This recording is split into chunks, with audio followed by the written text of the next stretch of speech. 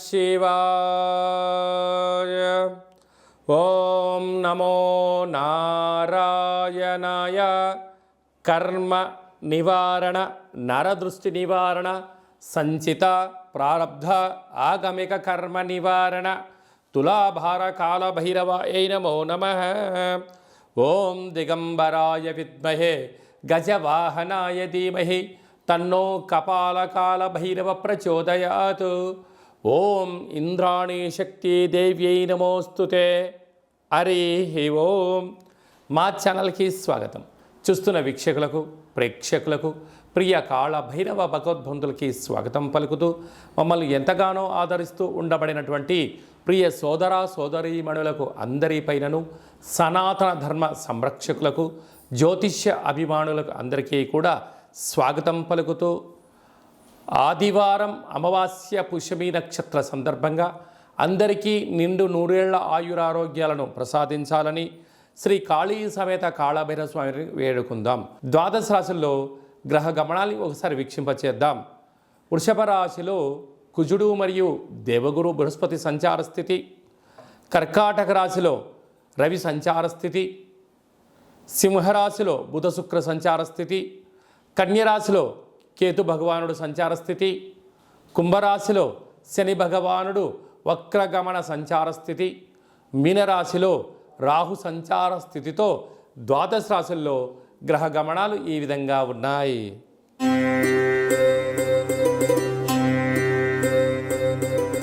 కర్కాటక రాశి వారికి ఒకవైపు అష్టమస్థాన శని, మరొక వైపు ఆదివారం అమావాస్య పుష్యమి నక్షత్ర సందర్భంగా ఆ పుష్యమి నక్షత్రం కర్కాటక రాశిలో ఉండడం, కర్కాటక రాశిలోని రవి సంచారం చేయడం వలన ఎలాంటి ఉపయోగాలు, భగవంతుడి ఆశీస్సులు ఎలా పొందాలో ఈ వీడియోలో సవివరంగా సంపూర్ణంగా తెలుసుకుందాం.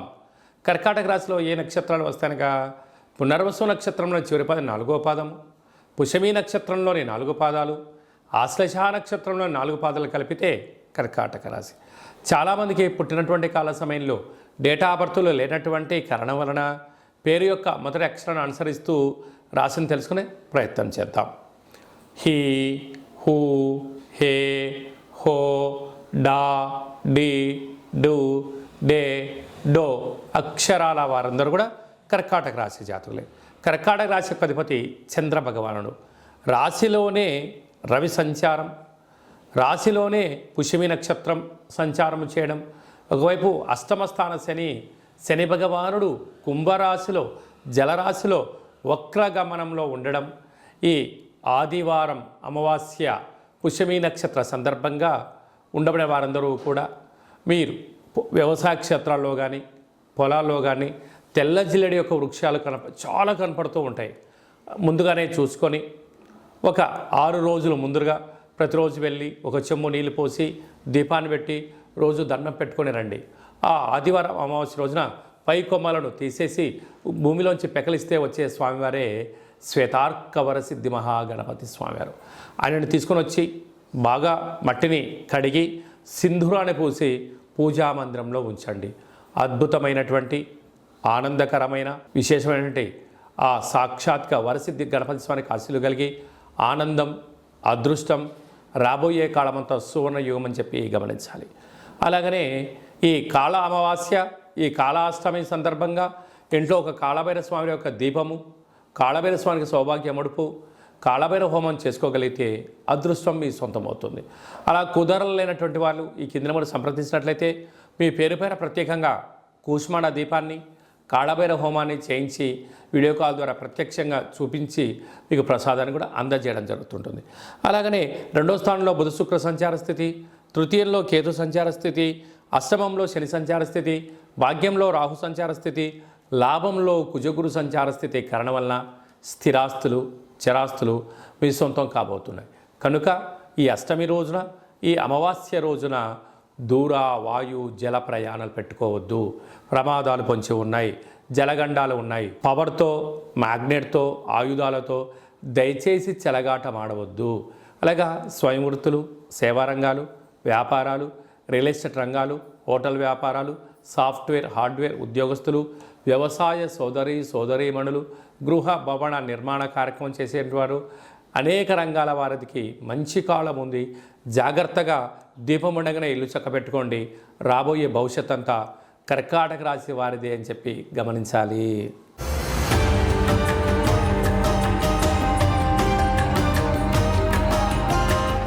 కంచు మోగినట్టు కనకమ్ము మోగదు గదరా సుమతి అని చెప్పి మనకు సుమతి శతకంలో చెప్పడం జరుగుతుంటుంది.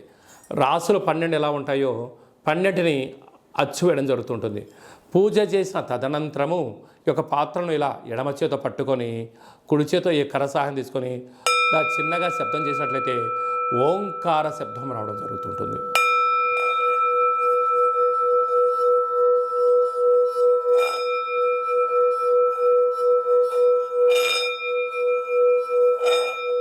ఈ ఒక ఓంకార శబ్దం ధ్వని వలన మానవుని యొక్క శరీరంలో చక్రాలు వికసింపచేయడం, ఇంట్లో ఉండబడినటువంటి దరిద్ర దేవత బయటికి వెళ్ళడం, గ్రామంలో సంచరించేటువంటి మహాలక్ష్మి దేవత గళ్ళు గళ్ళు అంటూ మన ఇంటికి రావడం, మన ఇంట్లో అమ్మవారు కూర్చోవడం వలన సకల ఐశ్వర్యానికి సకల ఆనందానికి అపార కుబేర సంపన్నులు అవుతారని చెప్పి గమనించాలి.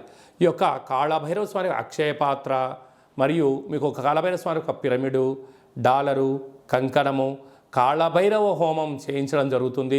మీకు వాట్సాప్ కాల్ ద్వారా ప్రత్యక్ష ప్రసారాన్ని కూడా చూపించడం జరుగుతుంది. ఆసక్తి గలవారు ఈ కింద నెంబర్ సంప్రదించి ఆ అక్షయ పాత్రను ఇంట్లో ఉంచుకోవడం వలన అద్భుతమైన ఆనందం, ఆరోగ్యం మీ సొంతం అవుతుందని చెప్పి గమనించాలి. అలాగనే మీ వ్యక్తిగత జాతకం తెలుసుకోవాలనుకుంటున్నారా? మీ పుట్టినటువంటి కాల సమయంలో మీకు తల్లిదండ్రులు పెట్టినటువంటి పేరు, డేటు, నెల, సంవత్సరం, సమయం వ్రాసి పంపించినట్లయితే 100 సంవత్సరాల జాతకాన్ని వ్రాసి సవివరంగా పంపించడం జరుగుతుంది.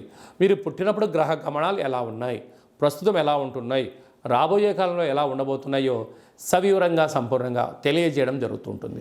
అలాగనే చాలామందికి పుట్టినటువంటి కాల సమయంలో డేటా బర్త్లు లేనటువంటి వారందరికీ మీ పేరు యొక్క మొదటి అక్షరాన్ని అనుసరిస్తూ రాసి తెలియచేస్తూ ప్రస్తుత కాలమాన ప్రకారంగా గ్రహ గమనాలు ఎలా ఉన్నాయి, భవిష్యత్తులో ఎలా ఉండబోతున్నాయో అనేటువంటి విషయాన్ని తెలియచేస్తూ రమణ శాస్త్రం ద్వారా అనగా గవ్వల ద్వారా భూత భవిష్యత్ వర్తమానాన్ని తెలియజేయడం జరుగుతుంది గవ్వల ద్వారా. కనుక డేటా బర్త్లు లేనటువంటి వారికి గవ్వల ద్వారా జ్యోతిష్యాన్ని చెప్పడం జరుగుతుంది.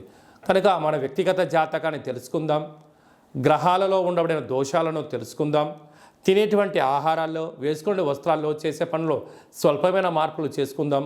అద్భుతమైన ఆనందకరమైన ఆరోగ్యకరమైన కుబేర సంపన్నమైన జీవితానికి స్వాగతం పలుకుతాం. కనుక ఆసక్తి గలవారు ఈ కింద సంప్రదించి అపాయింట్మెంట్ తీసుకొని సంప్రదించగలరు.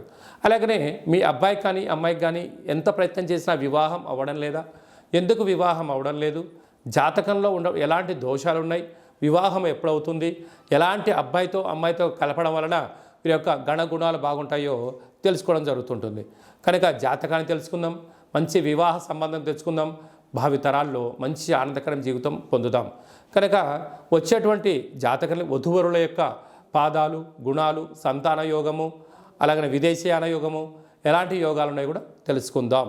అలాగే మీ అబ్బాయి కానీ అమ్మాయికి కానీ చిన్నపిల్లలు పుట్టినట్లయితే ఏ మాసంలో పుట్టితే ఎలాంటి పేర్లు పెట్టుకోవాలి, నక్షత్రంలో ఉన్న విశిష్టత ఎంతో కూడా తెలియజేయడం జరుగుతుంటుంది.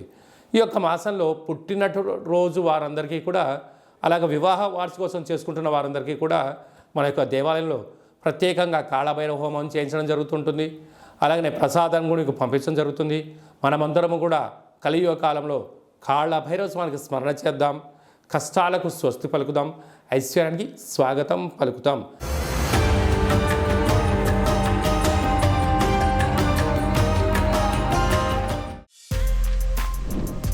For more videos like this, subscribe Big TV channel.